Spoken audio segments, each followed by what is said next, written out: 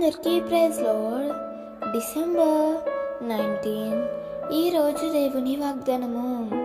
పట్టజాలనంత విస్తారముగా దీవెనలు కుమ్మరించెదను. మలాకి 3:10 దేవుడు మనలను దీవించాలంటే పట్టజాలనంత విస్తారముగా దీవెనలు కుమ్మరించాలంటే మనం చేయవలసినది ఒకటి ఉంది. ఆనాడు దేవుడు తన ప్రజలైన ఇశ్రాయేలీయులతో మా మందిరములో ఆహారం ఉన్నట్లు 10వ భాగాన్ని తీసుకొని రండి అని ఆజ్ఞ ఇచ్చాడు. ఆ ఆజ్ఞను పాటించిన ప్రజలు విస్తారమైన దీవెనలు చూడగలుగుతారు.